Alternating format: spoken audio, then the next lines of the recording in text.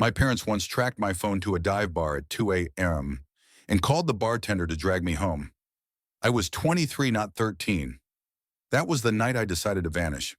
I packed a single suitcase, bought a one-way bus ticket, and fled from Chicago to Portland, Oregon, 2,000 miles from their suffocating grip.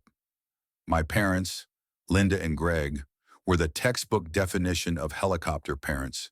Every decision, from my college major to my weekend plans, was a battleground for their guidance. They meant well, I suppose, but their love felt like a cage.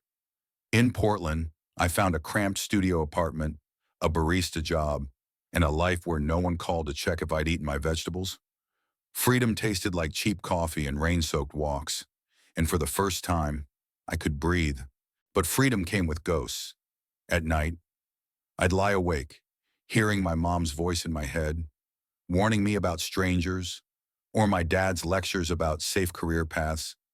I deleted their numbers, blocked their emails, but I couldn't erase the memories. I missed their Sunday pot roasts, the way Dad hummed off key to Sinatra, even Mom's neurotic habit of folding my socks into perfect squares. Still, I swore I'd never go back. I was Anna, 26, building a new life until the letter arrived. It was 3 years later, slipped under my door like an intruder. No return address, just my name in Mom's meticulous cursive. My heart thudded as I tore it open. "Anna, we're sorry," it began. "We pushed too hard. We're coming to Portland. Please, let's talk." They'd found me. Part of me wanted to burn the letter and move again. Maybe Alaska this time. But another part, the part that still cried during old family videos, hesitated. I spent days wrestling with it. My roommate, Jess, caught me staring at the letter one night, coffee mug trembling in my hand. "You don't owe them anything," she said, her voice sharp with loyalty. But it wasn't that simple. They were my parents, not monsters, flawed, overbearing, but not cruel. I agreed to meet them at a neutral spot, a quiet cafe downtown. 1 hour, I told myself. 1 hour to hear them out. Then I'd walk away. The cafe smelled of cinnamon and regret. I arrived early, claiming a corner table where I could see the door. My stomach churned like I was 16 again, waiting for their verdict on my report card. When they walked in, I barely recognized them. Mom's hair was grayer, her eyes softer. Dad's shoulders slumped. No longer the towering figure who'd once grounded me for a month over a B-. They spotted me, and Mom's face lit up, then crumpled, like she was afraid I'd bolt. "Anna," Dad said, his voice cracking, "you look grown." I wanted to snap back, to remind them I'd been grown for years. But the words stuck. We sat, awkward as strangers. Mom clutched her purse like a lifeline. "We were wrong," she said, barely above a whisper. "We thought we were protecting you, but we drove you away." Dad nodded, staring at his coffee. "We tracked your phone because we were scared. The world's dangerous, Anna. We didn't know how to let go." Their words hit like a punch.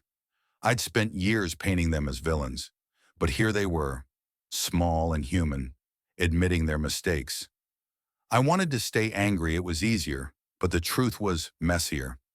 I'd run not just from them, but from the weight of their expectations, from the fear I'd never measure up. "Why now?" I asked, my voice sharp. "Why not 3 years ago?" Mom's eyes welled up. "We thought you'd come back.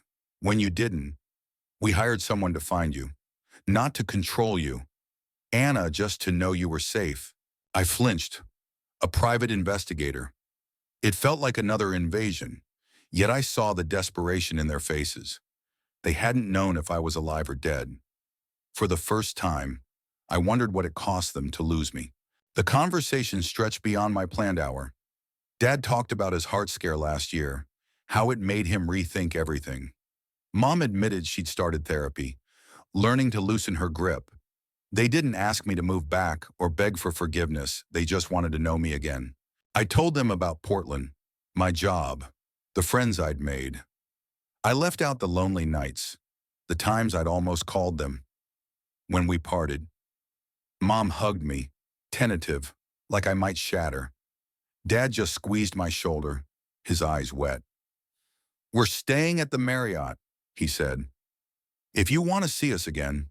That night, I lay awake, replaying it all. Jess asked how it went, and I didn't know how to answer. I wasn't ready to forgive, not fully, but I wasn't ready to run again either.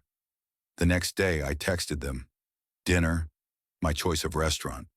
They agreed. No questions asked. Over the next week, we met 3 more times. Each meeting chipped away at the wall I'd built. They listened, really listened, when I talked about my life. Mom didn't flinch when I mentioned my tattoo. Dad didn't lecture when I said I might quit my job to travel. They were trying, and it wasn't perfect, but it was something. On their last day in Portland, we walked along the Willamette River. The air was crisp, the city alive with spring. Mom slipped her arm through mine, a gesture so familiar it hurt. "We're proud of you," she said. "We always were. We just didn't show it right." I didn't reply, but I didn't pull away either. As they drove off, waving from their rental car, I felt lighter, like I'd shed a weight I hadn't known I was carrying. I'd run to Portland to escape, but maybe I'd also been searching for a way to love them without losing myself. What do you think? Was Anna right to give her parents a second chance? Or should she have kept her distance? Share your thoughts. There's no right or wrong, just perspectives.